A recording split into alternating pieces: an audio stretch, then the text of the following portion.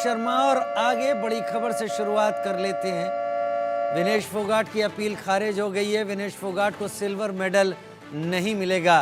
CS ने विनेश की appeal खारिज कर दी है। विनेश फोगाट की अपील खारिज। विनेश फोगाट को सिल्वर मेडल नहीं मिलेगा, जिसकी उम्मीद विनेश फोगाट लगा रही थी, और अब विनेश फोगाट को सिल्वर मेडल नहीं मिलेगा। दलील ये दी गई थी कि फाइनल में पहुंचने से पहले विनेश ने ईमानदारी के साथ सभी कुश्तियों को जिया और उनका पालन किया, नियमों का। लेकिन यहाँ पर वजन बढ़ना एक ऐसी बात रही जो कि किसी के साथ भी हो सकता है, लेकिन इस मामले में नियम स्पष्ट थे। ओलंपिक के दौरान अगर ऐसा होता है तो खिलाड़ी को डिस्क्वालीफाई कर दिया जाएगा, और सीएस ने विनेश फोगाट को मेडल न देने का फैसला किया है।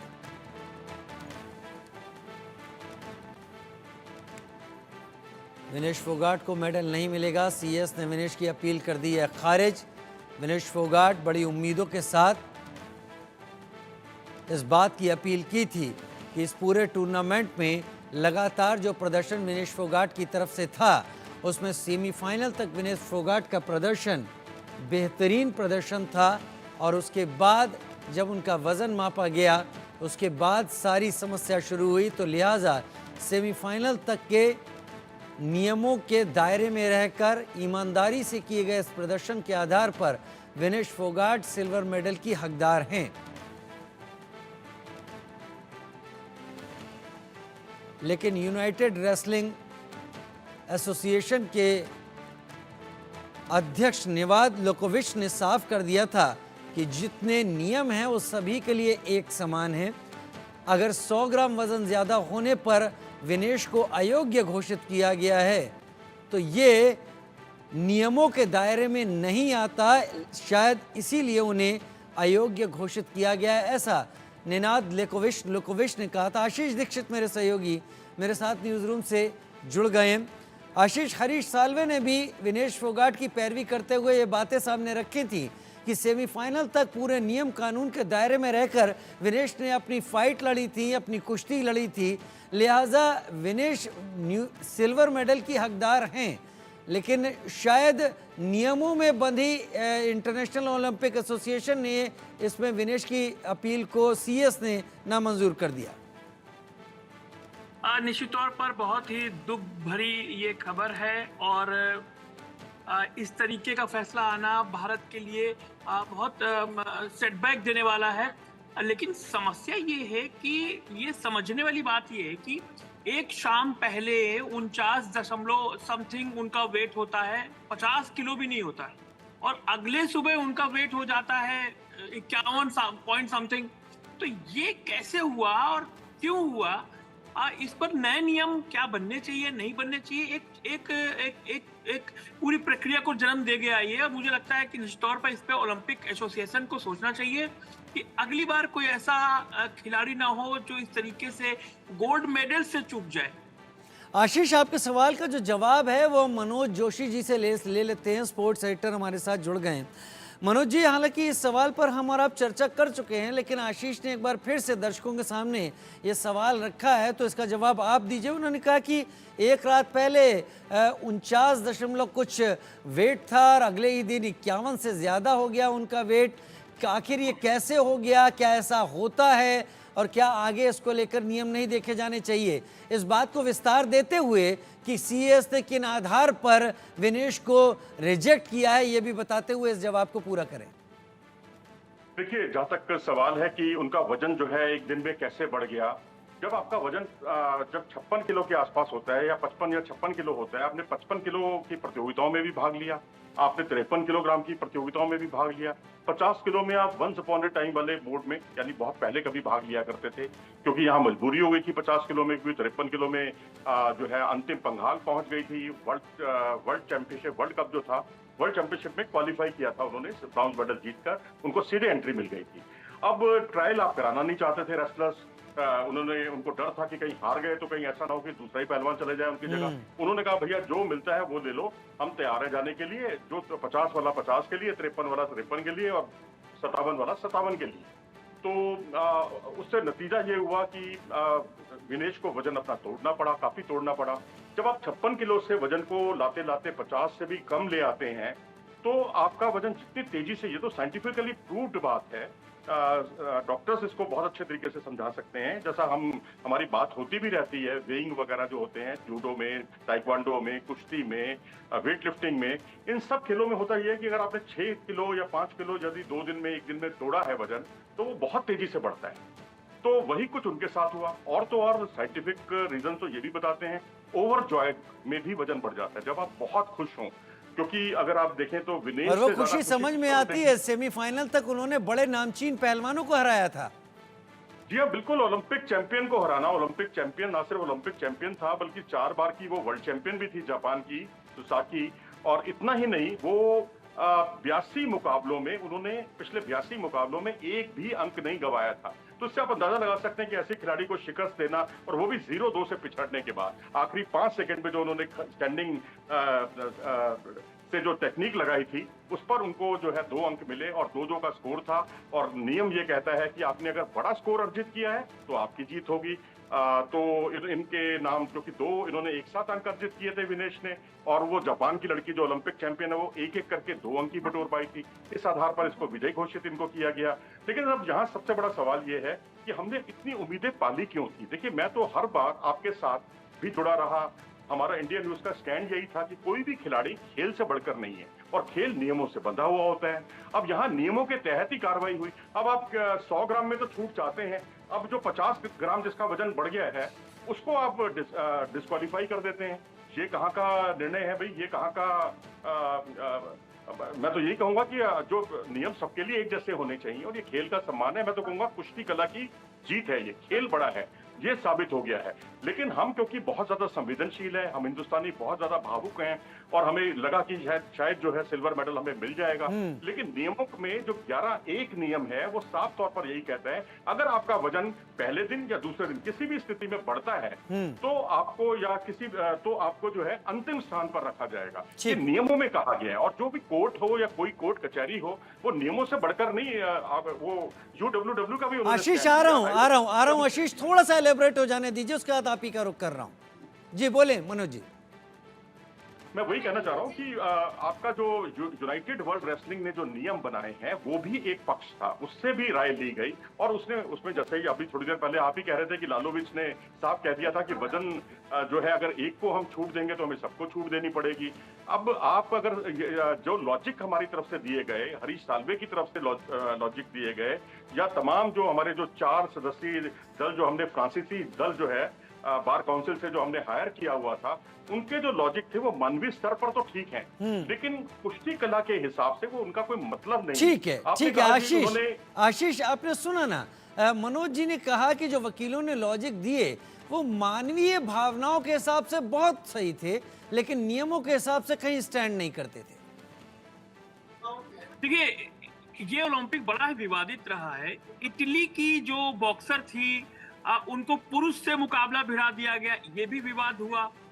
उसमें क्या था, उसको लेकर भी तमाम विवाद रहे। एक ये जो अपना विनेश का मामला है, इसमें एक बड़ा सवाल ये है कि पीटी उषा जो ओलंपिक एसोसिएशन के अध्यक्ष हैं, वो कह रही हैं कि ये जिम्मेदारी स्टाफ, सपोर्ट स्टाफ, खिलाड़ियों के सपोर्ट स्टाफ और मैनेजमेंट की जिम्मेदारी थी। मैनेजमेंट ने क्या किया? मैं अभी थोड़ी देर पहले मैं साइना नेहवाल का एक इंटरव्यू सुन रहा था, अभी हाल ही लेटेस्ट इंटरव्यू, जिसमें वो कह रही है कि जब वो बैडमिंटन खेला करती तो उनके साथ सिर्फ एक कोच जाया करते थे, सिर्फ एक कोच, वो भी परमिशन था, क्या था, पूरा पेश वो बता रही थी। अब एक खिलाड़ी के साथ 5-5, 6-6 support staff, coach, physio, doctor, तमाम लोग रहते हैं। तो ऐसी गलती, ऐसी चूक, अब मनोज जी जैसे अभी थोड़ी देर पहले कह रहे थे कि जो वेट था वो खुशी में भी बढ़ जाता है, या फिर वो 56 किलो में लड़ती थी और वेट कम करते करते 50 किलो में आई। लेकिन सेमीफाइनल मुकाबले हुए, क्वार्टर फाइनल मुकाबले हुए, पहले मुकाबले हुए, उनमें तो कोई दिक्कत नहीं हुई, वो भी जीत की खुशी थी, आगे बढ़ रही थी। अचानक से 100 ग्राम वेट कैसे बढ़ गया और सपोर्ट स्टाफ क्या कर रहा था, ये बड़ा सवाल है। नहीं, ये बात आपकी सही है क्योंकि सपोर्ट स्टाफ होता इसलिए है कि नियमों के दायरे में खिलाड़ी की सारे पैरामीटर्स चेक करे। अगर खिलाड़ी कुछ खा रहा है तो ये भी तय होता है कि उसे कितना पानी पीना है, क्या खाना खाना है, कौन सी, वो हर उस खेल में जहां पर वेट एक बड़ा फैक्टर होता है। मनोज जी, जरा आप ही इसको एलोबरेट कर दें कि सारे के सारे जितने भी कुश्ती थी वो सब तो नॉर्मल रही, लेकिन जब फाइनल का वक्त आया तो वेट पड़ गया। देखिए, जो कुश्तियां थी नॉर्मल थी, उस वो बात समझ में आती है क्योंकि कुश्तियां एक ही दिन में थी और जो फाइनल के लिए जो वेट था वो अगले दिन हुआ था वेट। जी। तो एक पूरी रात आपके पास जो है, पूरी रात थी आपके पास, आप वजन के लिए मेहनत कर सकती थी और ज्यादा आपको वो मेहनत की भी हो गई होगी, ऐसा नहीं है कि उन्होंने मेहनत नहीं की होगी। अब आप, मैं एग्जांपल देता हूं कि हमारी दल में, भारतीय दल में एक खिलाड़ी थे अमन सहरावत, जिनसे हमने कल मुखातिब भी हुए, इंडिया न्यूज पर उनका इंटरव्यू भी चला। वो खिलाड़ी जो है उनका वजन भी करीब 400 ग्राम के आसपास ज्यादा था और इस खिलाड़ी ने रात को, अगले दिन बाउट्स लड़नी है, अगले दिन वजन देना है सुबह, और वो रात को 12 बजे से लेकर सुबह 4 बजे तक जिम में ट्रेनिंग करता रहा, बहुत मेहनत की और उसने अपने वजन को जितना निर्धारित था उससे भी ज्यादा वजन तोड़ा। ये 3 किलो, 4 किलो, 2.5 किलो, ये आमतौर पे खिलाड़ी अपना वजन तोड़ लेते हैं। बॉक्सर्स भी तोड़ते हैं, रेसलर्स भी तोड़ते हैं, ये बहुत सामान्य प्रक्रिया है। लेकिन अगर आप 56 किलो से 50 के अंदर आते हैं, उसके बाद आपका वजन बढ़ना बहुत लाजमी है, क्योंकि आप, जैसे मैंने ओवरजॉयड वाली बात कही, और सेलिब्रेशन जब होता है, जब आप ओलंपिक चैंपियन को हराते हो, सब लोग सेलिब्रेट करते हैं, पूरा खेमा खुशी से झूमता है, उसमें कौन आपके मुंह में कोई मीठा डाल दे। 50 ग्राम 60 ग्राम वजन बढ़ना बड़ा सामान्य बात है। अब आप ये देखिए कि इटालियन रेसलर जो है उसको क्वालिफाई, उसको भेजा नहीं गया एक अन्य वेट में, क्योंकि उसका 50 ग्राम वजन ज्यादा था। अमन सहरावत जिस पहलवान से हारे थे, जापान के रेसलर से, उस जापानी रेसलर को पिछले ओलंपिक खेलों में, टोक्यो ओलंपिक खेल, जो उसका अपना गृह प्रदेश है, जहां वो रहता है, वहां पर उसको प्रवेश नहीं लेने दिया गया था। क्यों? क्योंकि उनका 50 ग्राम वजन ज्यादा था, 40 से 50 ग्राम वजन ज्यादा था। तो नियमों से बढ़कर कोई नहीं है। ये बात बिल्कुल मैं कहूंगा खेल की जीत हुई है। विनेश और उनका परिवार मुझे ऐसा कहने के लिए माफ करें, क्योंकि हम नहीं, मैं चाहूंगा, देखिए आप स्पोर्ट्स को देख रहे हैं तो नियमों को दायरे में देख रहे हैं। जैसा अगर मान लीजिए हॉकी का ही खेल है, अगर हॉकी के खेल में नियमों को हटाकर गोल पोस्ट हटा दिए जाएं तो सारे लोग हॉकी लेकर गोल ही करते रहे अपनी अपनी दूसरी तरफ, तो ये भी नियमों के दायरे में होगा। विनेश को लेकर उम्मीदें थी, भारत को मेडल की उम्मीद थी, भारत को सिल्वर की उम्मीद थी। आशीष, शायद अब आपको अपने सवाल का जवाब मिल रहा होगा, क्योंकि ये बाउट हुई एक दिन के अंदर में, एक दिन ये सारी की सारी कुश्तियां हो गई, दूसरे दिन फाइनल था और दोनों दिनों का वेट था, उसमें फर्क आ गया। आशीष, कोई और सवाल आपका? देखिए, रियो ओलंपिक 2016 में होते हैं और वहाँ ये प्री क्वार्टर फाइनल में हार जाती हैं, टोक्यो में क्वार्टर फाइनल में हार जाती हैं। इस बार मेडल की आस थी, लेकिन ये तमाम विवाद हो गया। अब उन्होंने कुश्ती से संन्यास ले लिया है और उन्होंने ऐसी हताशा, निराशा जताई है कि मेरे लिए शायद ओलंपिक मेडल नहीं था, माँ कुश्ती तू जीत गई, तमाम ऐसे उन्होंने पोस्ट किए। अब जब वो तमाम यहाँ पॉलिटिक्स हुई, कोई कह रहा कांग्रेस ज्वाइन कर लीजिए, कोई कह रहा बीजेपी में आ जाइए, हरियाणा में तो चुनाव भी होने वाला है, उनको लेकर तमाम सियासत चल रही है, कोई पद ऑफर कर रहा है, कोई राज्यसभा भेज रहा है, तमाम चीजें इसमें चल रही हैं और निश्चित तौर पर उनको लेकर सियासत रहेगी। और अब शायद, और जिस तरीके से ब्रजभूषण शरण सिंह को लेकर तमाम मुद्दे रहे, तमाम चीजें रही, वो सब चीजें भी इसमें इन्वॉल्व होंगी। लेकिन मनोज जी कह रहे थे, मैं माफी चाहता हूं उनके परिवार से। मनोज जी, आप कैसा सेलिब्रेशन चाहते हैं? मैं पूछना चाह रहा हूं कि विनेश अगर देश में आती हैं तो कैसा सेलिब्रेशन चाहते हैं आप? इस बात के लिए सेलिब्रेशन तो हो सकता है कि आपने ओलंपिक चैंपियन को हराया, आपने 4 बार की वर्ल्ड चैंपियन को हराया, आपने फाइनल में स्थान सुनिश्चित किया और वो भी वेट के दायरे में किया आपने सब कुछ, तो सेलिब्रेशन तो बनता है। लेकिन एक जो हताशा है या ये कहिए जो निराशा है पूरे देश भर में इस निर्णय को लेकर, क्योंकि हम बहुत ज्यादा संवेदनशील और भावुक हो गए थे। हम सोच रहे थे कि सिल्वर मेडल हमारी जेब में आ गया है और तमाम जो सोशल मीडिया है इस तरह की खबरें पहले से ही प्रचारित करने लग गया था कि सिल्वर मेडल तो हमारा ही है।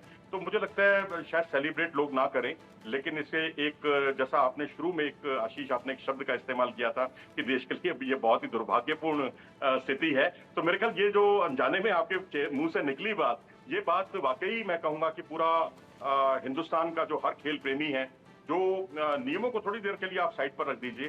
दुर्भाग्य तो है ही, और मुझे नहीं लगता कि अब इसके लिए कुछ सेलिब्रेशन होगा। कोई सेलिब्रेशन होगा या सेलिब्रेशन करना भी चाहिए, लेकिन कम से कम ये घटना एक सबक की तरह जरूर है कि भविष्य में अगर ऐसे मुकाबलों में भारतीय खिलाड़ी इतना आगे पहुंचते हैं तो उनको लेकर सारी चीजें व्यवस्थित और एक एक कांटा बारीकी से तय करने वाला